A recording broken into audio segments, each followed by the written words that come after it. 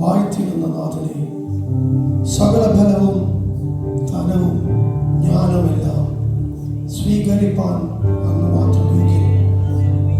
സകല സ്തുതിക്കും സകല ആരാധനയ്ക്കും സകല പുകഴ്ചയ്ക്കും യോഗ്യനായ ദൈവത്തെ ഇന്ന് വിശുദ്ധ പകൽക്കാലം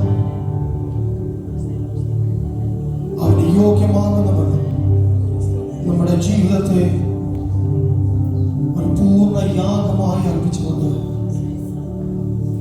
പാർഷ്യലായിട്ടല്ല, അതിനേക്കാൾ ഉപരിയായി let's all submit ourselves completely to the Lord. ദൈവത്തിന് മുൻപാകെ നമുക്ക് നമ്മളെ തന്നെ ഒന്ന് താഴ്ത്തി ഏൽപ്പിച്ചുകൊണ്ടായിരിക്കും. ഒരു നിമിഷം അതരങ്ങൾ തുറന്ന് ദൈവത്തെ സ്തുതിക്കുവാൻ കഴിയുമോ? അവൻ ചില ഉപകാരങ്ങൾ ഓർത്താൽ, അവൻ ചില നന്മകൾ ഓർത്താൽ, അവൻ നമ്മളോട് കാണിച്ച കരുണ ഓർത്താൽ,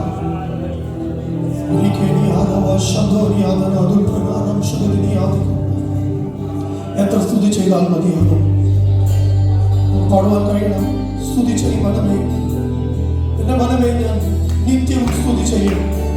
എന്തുകൊണ്ടെന്നാൽ സ്വന്തം ജീവനെ അവൻ നമുക്ക് വേണ്ടി തന്ന്, സ്വർഗത്തിന്റെ ഉന്നതികളെ വെടിഞ്ഞ് ഈ താണ ലോകത്തിലേക്ക് വന്ന് നമ്മളെ പോലെ മനുഷ്യനായി ജീവിച്ച, നമ്മുടെ പാപത്തിന്റെ പരിഹാരത്തിന് വേണ്ടി ആ ക്രൂശിന്മേൽ അവസാനത്തുള്ളി ചോരയും കൊടുത്ത ദൈവത്തിന്റെ സ്നേഹം, അതിനേക്കാൾ മറ്റൊന്നും നമ്മൾക്കില്ല.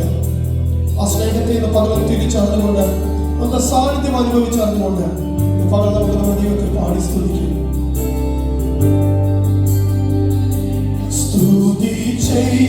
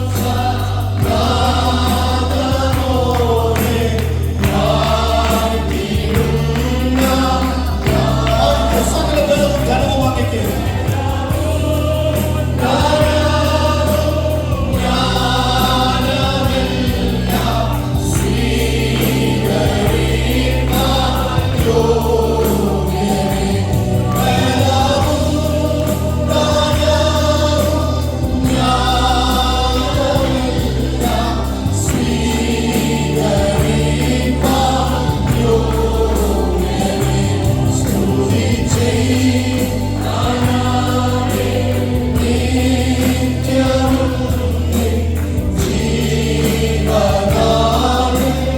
യേശുവേ.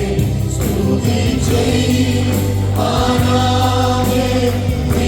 നിത്യവും നിൻ ജീവനാഥേ യേശുവേ. Such an amazing grace that He saved a wretch like me. We were lost ones. Just because He came and He gave His wonderful life to us, we were found.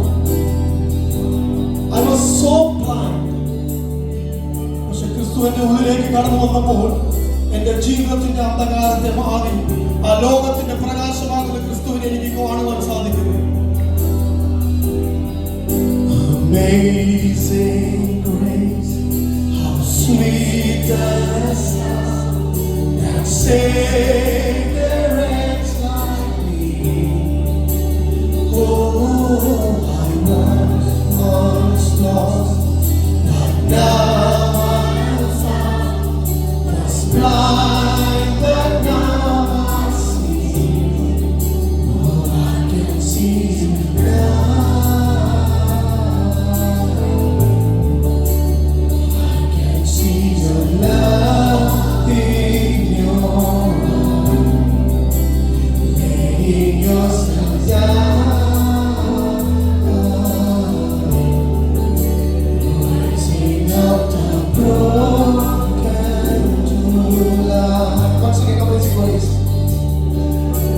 Amazing grace, how sweet the sound that saved a wretch like me.